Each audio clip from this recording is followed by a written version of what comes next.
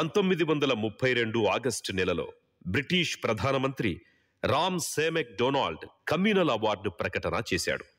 నిమ్నజాతులకు రాష్ట్ర శాసనసభల్లో ప్రత్యేక స్థానాలు లభించాయి.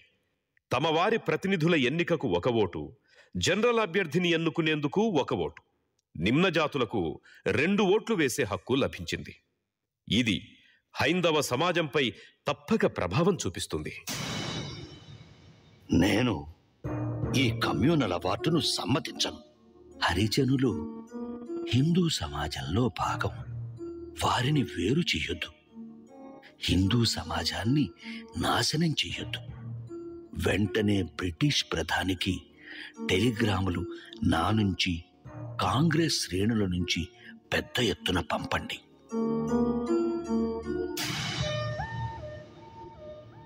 లండన్లో 2వ రౌండ్ టేబుల్ సమావేశంలో ఇదే విషయం మీద ప్రధానమంత్రి నిర్ణయానికి కట్టుబడి ఉంటాను అని సంతకం చేసిన గాంధీజీ మాట తప్పుతున్నారు. బ్రిటిష్ వాళ్లు మనకిచ్చిన హక్కులు కూడా దక్కనీయకుండా చేయడానికి పూనుకున్నాడు. గాంధీజీ పూనా జైల్లో కమ్యూనల్ అవార్డుకు వ్యతిరేకంగా ఆమరణ నిరాహార దీక్షకు పూనుకున్నాడు. అంబేద్కర్ మన హక్కులకు వ్యతిరేకంగా తన ప్రాణాలను గాంధీజీ పణంగా పెడుతున్నాడన్నమాట. గాంధీజీ ఆమరణ నిరాహార దీక్షతో దేశం మొత్తం గగ్గోలు పెట్టింది. నన్ను హంతకునిగా చూస్తోంది. అంబేద్కర్ తన ధోరణి మార్చుకుని గాంధీజీ ప్రాణాలు కాపాడాలని ఒత్తిడి మొదలుపెట్టింది కాంగ్రెస్. రాజేంద్ర ప్రసాద్ లాంటి పెద్దలంతా మనమెంతో శ్రమపడి తెచ్చుకున్న హక్కులు వదులుకోవాలని గొడవ మొదలుపెట్టారు.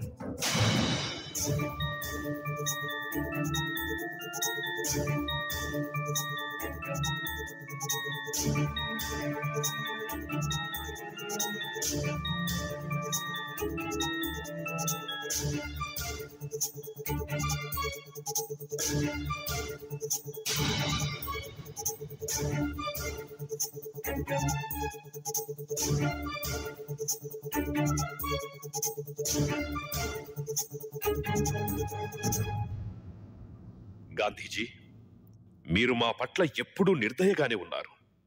నేను ఎప్పుడూ అలాగే కనిపిస్తాను. నా పరిస్థితి అలాంటిది. అంటరానితనంలో నువ్వు పుట్టావు. నేను అందులో పుట్టకపోయినా దానికి నేను దత్తుణ్ణి. మీది హాస్పిటల్ నర్సు సేవ, నాది కన్నతల్లి ప్రేమ. దేశమంతా నేను మిమ్మల్ని చంపడానికి పూనుకున్నానని నిందిస్తోంది గాంధీజీ. ఇదంతా మీరు ఈ నిరాహార దీక్షకు పూనుకొని మమ్మల్ని, మా హక్కుల్ని గుర్తించకపోవడం వల్లే. సూటిగా చెప్పు, నా ప్రాణాలు కాపాడాలనే కోరిక నీకుందా?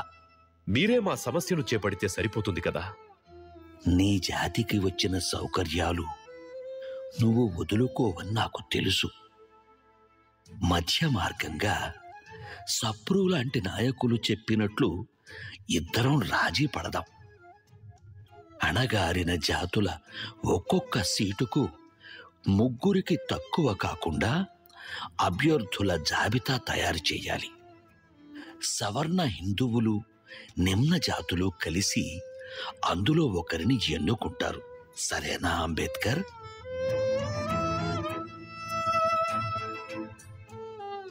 సరే.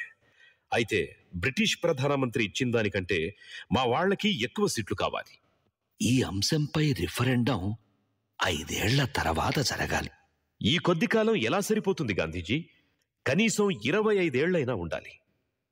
5 ఏండ్లకు ఒప్పుకో, లేదా నా ప్రాణాలు తీసుకో.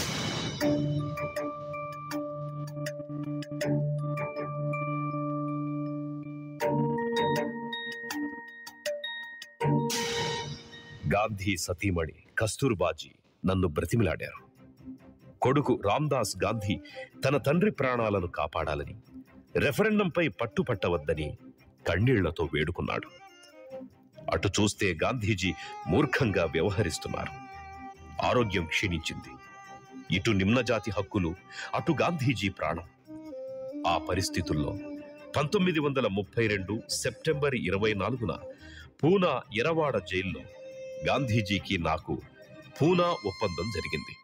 దీనివల్ల సవర్ణులు రాష్ట్ర అసెంబ్లీలో అనుకున్న దానికంటే ఎక్కువ సీట్లు నిమ్నజాతులకు ఇవ్వవలసి వచ్చింది.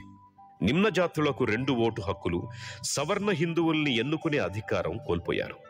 నా జీవిత కాలంలో అత్యంత విషమ పరిస్థితులకు, ఒత్తిడికి గురయ్యాను.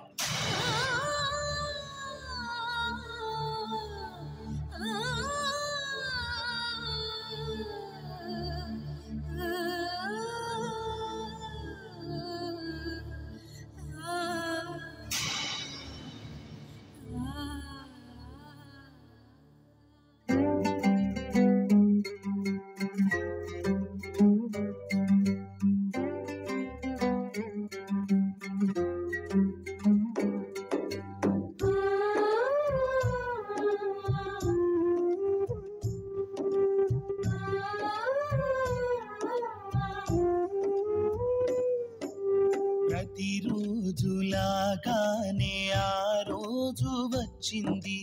అంబేద్కర్ గుండెల్లో విషాదాన్ని మిగిల్చింది. అంబేద్కర్ 6వ ప్రాణం రమాబాయి మరణం. ఆ మహనీయుని జీవితంలో కాలం చేసిన దారుణం.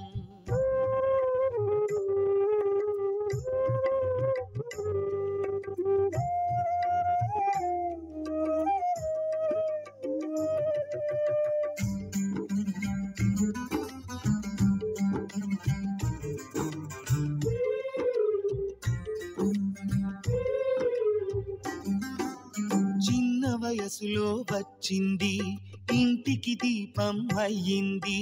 భర్త కంటికి రెప్పై తాను ఎల్లవేళలా సాగింది. చదువు కోసం భర్తెడ బాసిన 4 పిల్లలు కన్ను మూసిన. అంబేద్కర్ ఆలోచనలకు ఆలంబనగా నిలిచింది. ప్రతిరోజులాగానే ఆ రోజు వచ్చింది. అంబేద్కర్ గుండెల్లో విషాదాన్ని మిగిల్చింది.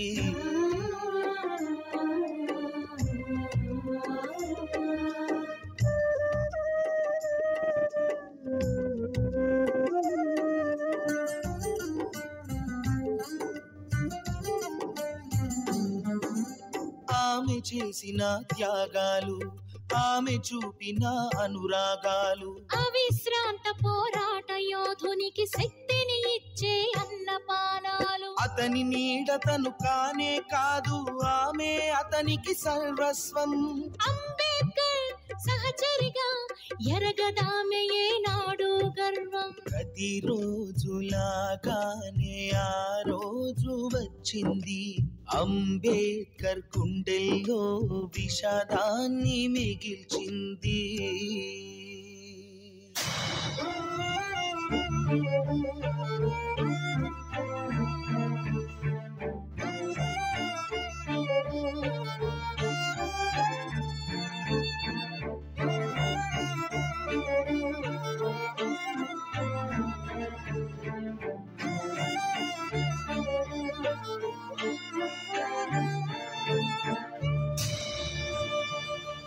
మీ అందరికీ మరోసారి నమస్కారం.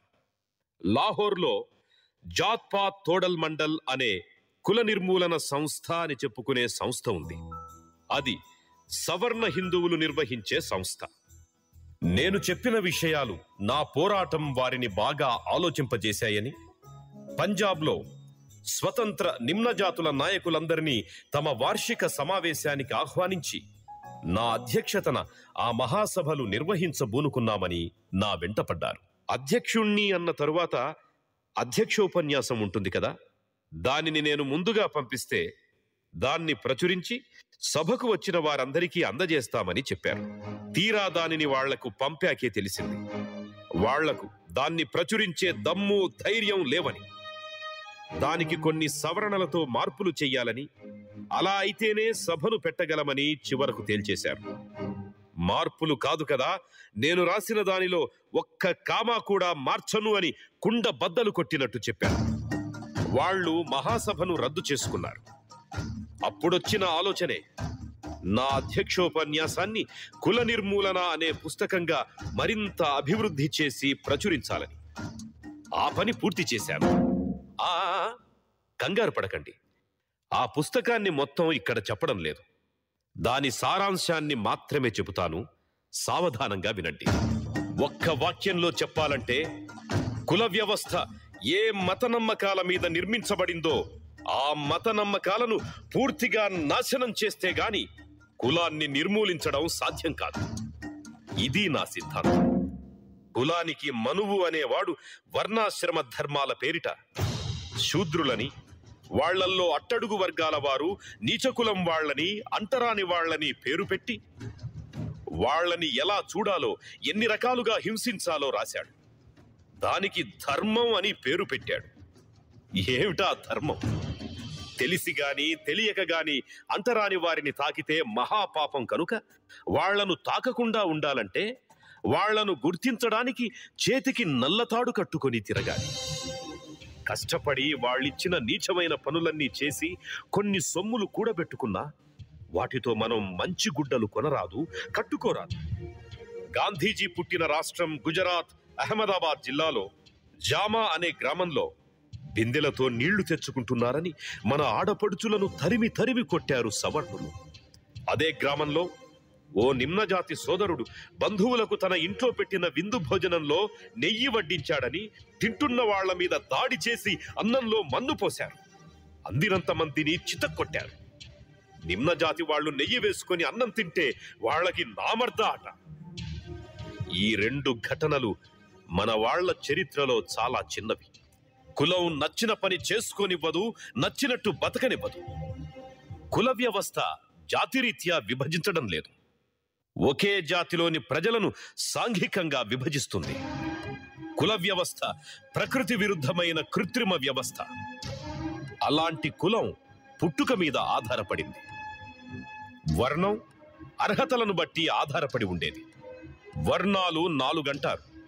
మరి 4 వర్ణాల నుంచి 4000 కులాలుగా ఎవరు విడగొట్టారు? ఎందుకు విడగొట్టారు? ఏ శాస్త్రమైనా, ఏ వేదమైనా ఈ విషయం చెప్పిందా? ఈ కులాలన్నింటినీ మతమనే చట్రంలో బిగించారు. మతానికి మూలం శాస్త్రాలు, వేదాలు అని బుకాయించారు. అందుకనే శాస్త్రం పేరిట, దేవుని పేరిట సాగే దుర్మార్గాన్ని అంతం చెయ్యాలి. మన జీవితాల మీద వాటి అధికారాన్ని ధ్వంసం చెయ్యాలి. కుల వ్యవస్థ ఓ నిచ్చెన మెట్ల దొంతర. కులం ఎంత పై అంతస్తుదైతే అన్ని ఎక్కువ హక్కులుంటాయి, ఎంత తక్కువ అంతస్తుదైతే అన్ని తక్కువ హక్కులుంటాయి. ఇక్కడ సోషలిస్టుల గురించి కూడా ఓ మాట చెప్పాలి. మీరు చెప్పే విప్లవానికి ముందే కులాన్ని ఢీకొనకపోతే విప్లవాల తరువాతైనా మీరు దానితో తలపడక తప్పదు. నువ్వు ఏ దిక్కుకు తిరిగినా సరే దానికి అడ్డంగా నిలబడే పెనుభూతమే ఈ కుల వ్యవస్థ. ఆ భూతాన్ని చంపి పారేస్తే తప్ప నువ్వు రాజకీయ సంస్కరణ గాని, ఆర్థిక సంస్కరణ గాని సాధించలేవు.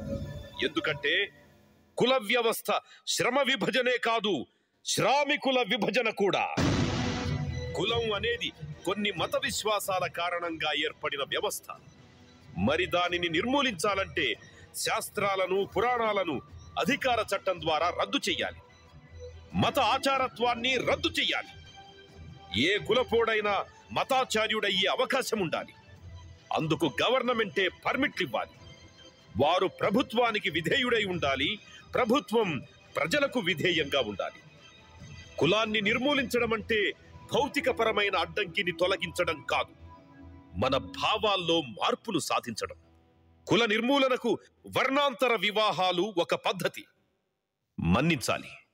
చివరగా ఒక్క మాటతో ముగిస్తాను. సృష్టి ధర్మంలో ఏది స్థిరమైంది కాదు, ఏది శాశ్వతమైంది కాదు, ఏది సనాతనమైంది కాదు. ప్రతిదీ మారుతున్నది. వ్యక్తికి గాని, సమాజానికి గాని మార్పే జీవిత ధర్మం. ఓ మనువాదులారా, ఇది మీ చెవికెక్కుతుందా? ఎక్కదని నాకు తెలుసు. మీతో పోరాడి పోరాడి అలసిపోయి చివరకు నేనే బౌద్ధ మతంలో చేరాను. నాతో పాటు లక్షల మంది చేరారు. స్వాతంత్ర్యం వచ్చి ఎన్నో దశాబ్దాలు గడిచిపోయాయి. కుల దోపిడీ రూపం మారిందే తప్ప ఆ దోపిడీ ఇంకా కొనసాగుతూనే ఉంది. అందుకే ఈ 4 మాటలు. ఆగండి ఆగండి, నా వేదన ఇంకా పూర్తి కాలేదు.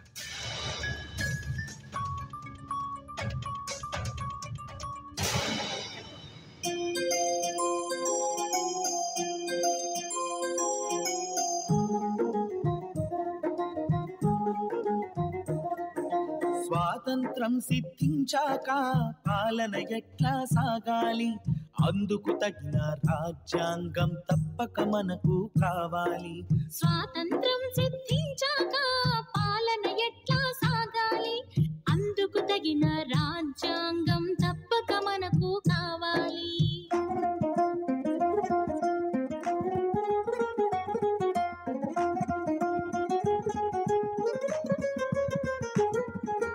అందుకోసమే ఏర్పడాలి రాజ్యాంగ పరిషత్.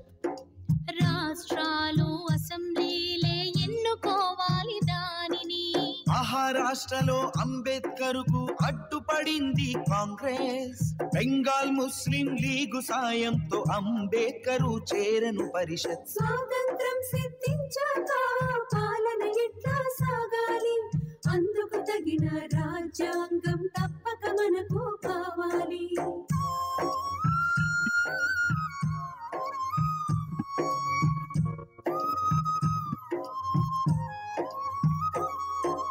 బెంగాల్ విభజనతో అంబేద్కర్ సభ్యత్వం పోతే జరిగిన తప్పును దిద్దుకున్నది ఆనాడు బొంబాయి. రాజ్యాంగ పరిషత్ సభ్యునిగా ఢిల్లీ చేరెను అంబేద్కర్. న్యాయ శాఖ మంత్రిగా అంటరాని వాడెన్నికయ్యను. స్వాతంత్రం సిద్ధించాక పాలన ఎట్లా సాగాలి, అందుకు తగిన రాజ్యాంగం తప్పక మనకు కావాలి.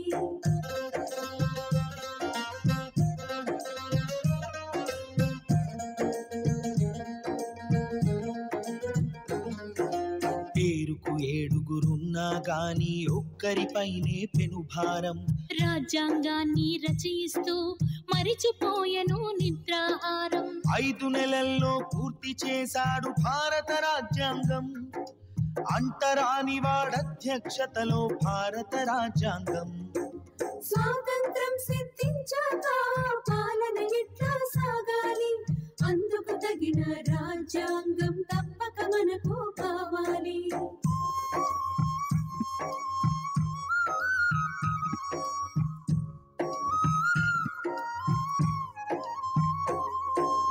ఎన్ని పరిమితులు ఎన్నడ్డంకులు, అడుగు అడుగునా శల్యులు ఎందరో. ఎన్ని పరిమితులు ఎన్నడ్డంకులు, అడుగు అడుగునా శల్యులు ఎందరో. విద్యా ఉపాధి పాలనలో నిమ్న జాతులను భాగం చేస్తూ ప్రాతినిధ్యాన్ని సాధించాడు, ఆత్మగౌరవం నిలబెట్టాడు. ప్రాతినిధ్యాన్ని సాధించాడు, ఆత్మగౌరవం నిలబెట్టాడు.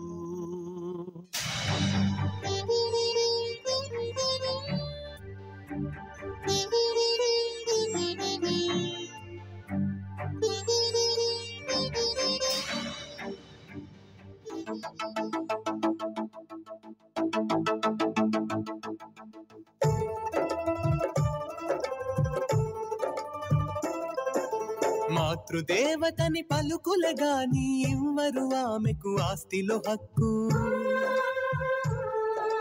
మాతృదేవతని పలుకులగాని ఇవ్వరు ఆమెకు ఆస్తిలో హక్కు. అంబేద్కర్ పంతం పట్టాడు, రాజ్యాంగం కావాలి ఆమెకు దిక్కు. హిందూ కోడ్ బిల్లు పెట్టాడు, మగాడి సాటిగా స్త్రీ ఉండాలని. మాతృదేవతని పలుకులే గాని ఇవ్వరు ఆమెకు ఆస్తిలో హక్కు.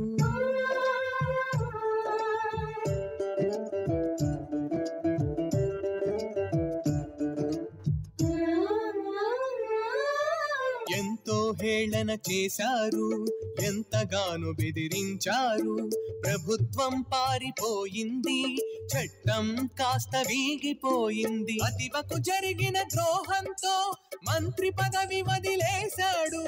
మహిళా పక్షపాతిగా తాను చిరస్థాయిగా వెలుగొందాడు. మహిళా పక్షపాతిగా తాను చిరస్థాయిగా వెలుగొందాడు.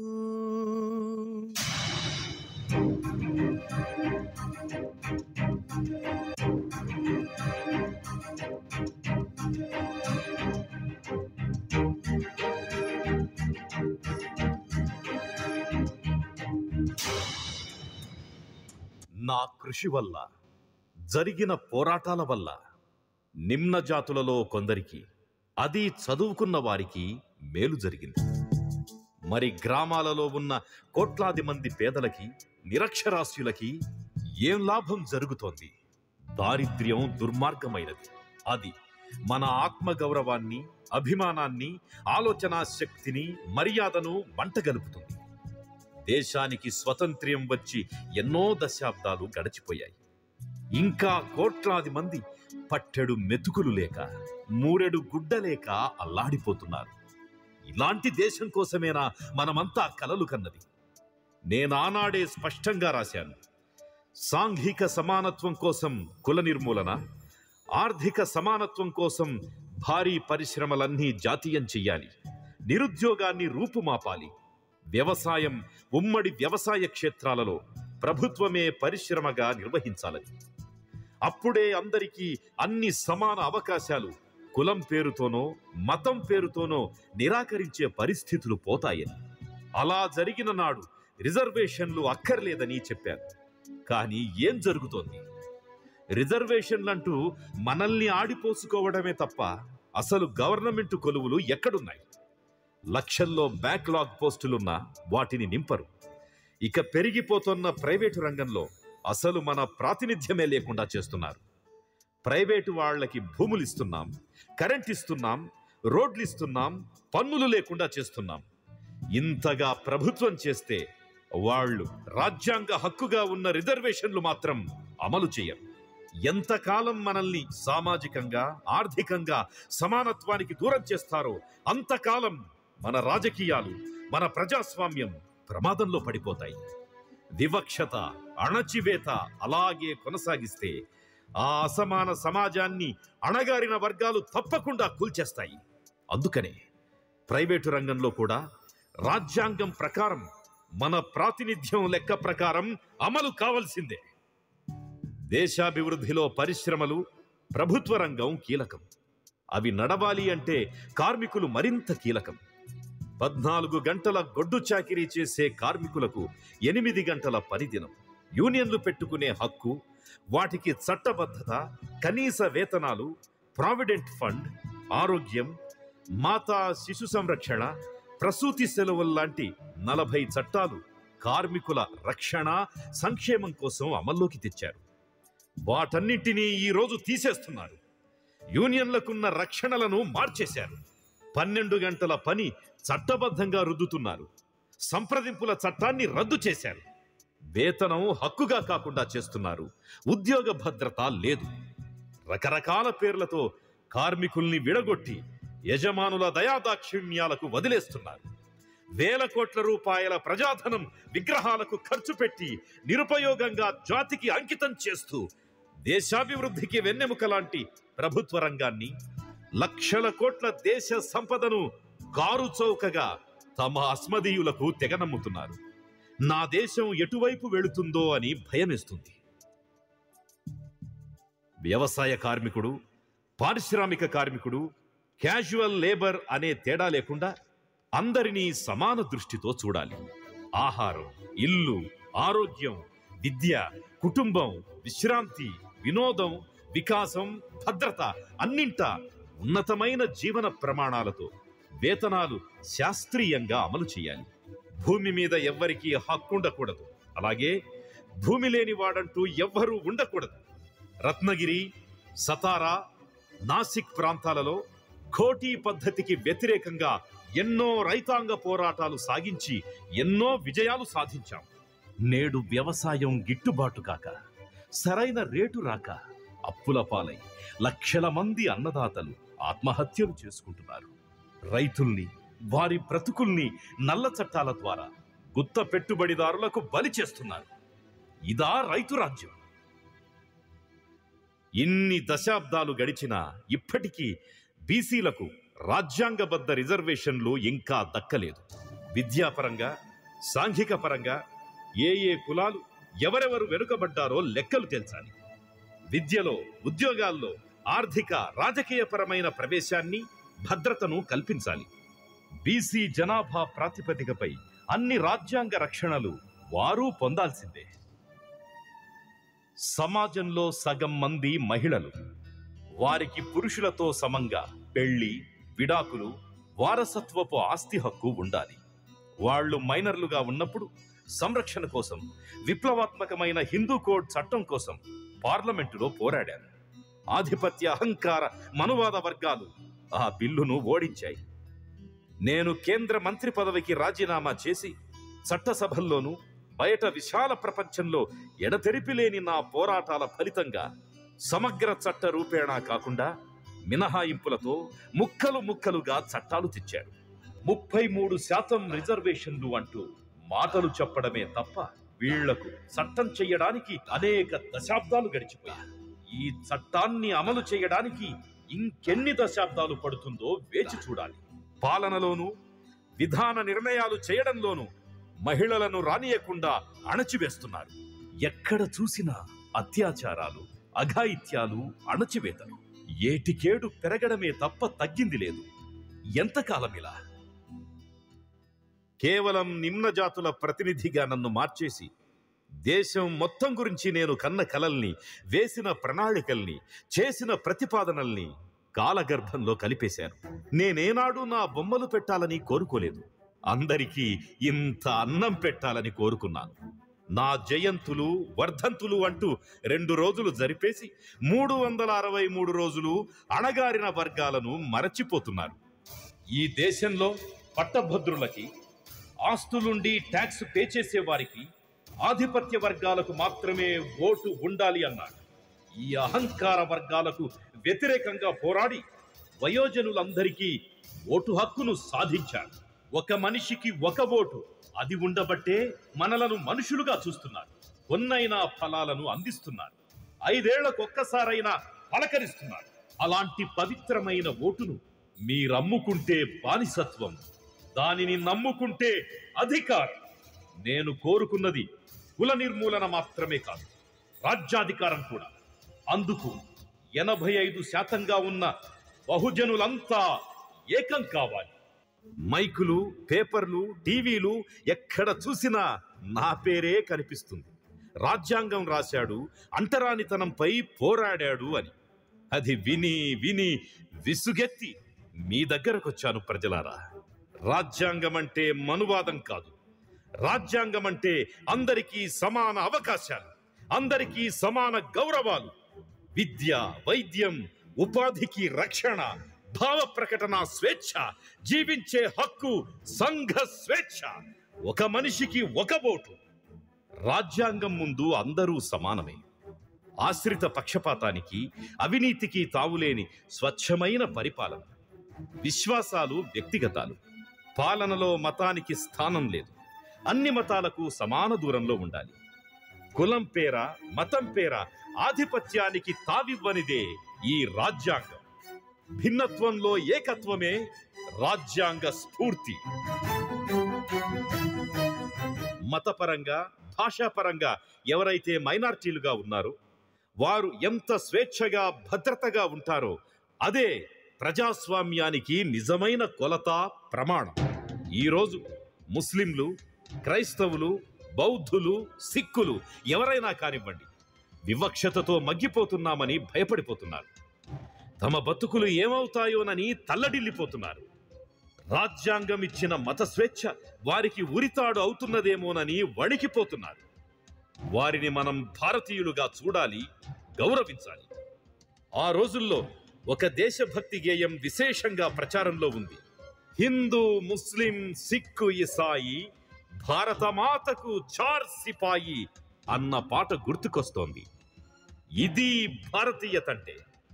మెజారిటీ ప్రభుత్వాలు ఉండవచ్చు, కానీ ఆ ప్రభుత్వాలు కమ్యూనల్ ప్రభుత్వాలుగా మారిపోతే చాలా ప్రమాదకర పరిస్థితులు దాపురిస్తాయి. ప్రజలారా, మీ అందరి పక్షాన ఈ వేదిక మీద ఉన్న పార్టీల పెద్దలందరినీ సూటిగా అడుగుతున్నా, దేశాభివృద్ధి కోసం నేను ప్రతిపాదించిన ప్రణాళికల్ని అమలు చేస్తారా? నేను చెప్పింది మీరు చేస్తారా? అది పోనీ ఇందాక నేను చెప్పిందంతా మీరు చేస్తారా? అవి ఏమంత చిన్న విషయాలు కావు. ప్రజలారా, నా విగ్రహాలు పెట్టినా, నా సిద్ధాంతాలు చదివినా, ఆచరించినా మీరు చెయ్యాలి. చెప్పండి, నా ఆశయాలను ముందుకు తీసుకువెళ్లేవారెవరు? ఉంటే ధైర్యంగా ముందుకు రండి. మేమున్నాం అంబేద్కర్ సాబ్, మేమున్నాం. బాబా మేమున్నాం.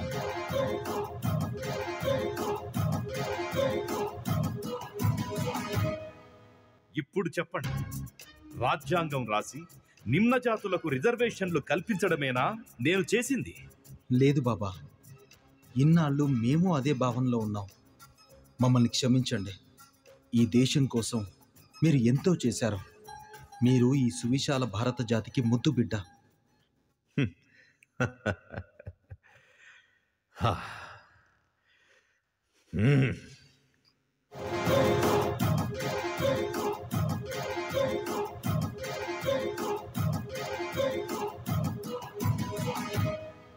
ఈ దేశానికి అన్నీ ఉన్నాయి. ప్రపంచంలో అత్యధిక యువకులున్న దేశం మనదే. మనం తలుచుకుంటే ఈ దేశం బంగారు భారతదేశం అవుతుంది.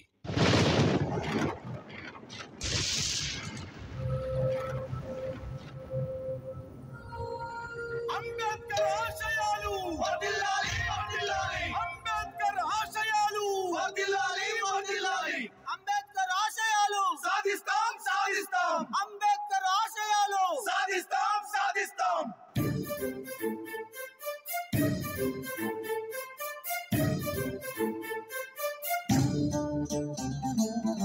అంతరమెరుగని స్వాతంత్రానికి కులమత భేదం దరికి చేరని. అంతరమెరుగని స్వాతంత్రానికి కులమత భేదం దరికి చేరని. ఆధిపత్యాలు వివక్షతలు దుంపనాశనం చేసే వరకు అందరికన్నీ అంతటా అంతా దక్కేదాకా పోరాటం. అంబేద్కర్ మా గుండె చప్పుడై, అంబేద్కర్ మా స్ఫూర్తి ప్రదాతై. కదిలింది మా యువత నిర్మించగ సుందర భవిత. కదిలింది మా యువత నిర్మించగ సుందర భవిత. కదిలింది మా యువత నిర్మించగ సుందర భవిత. కదిలింది మా యువత నిర్మించగ సుందర భవిత.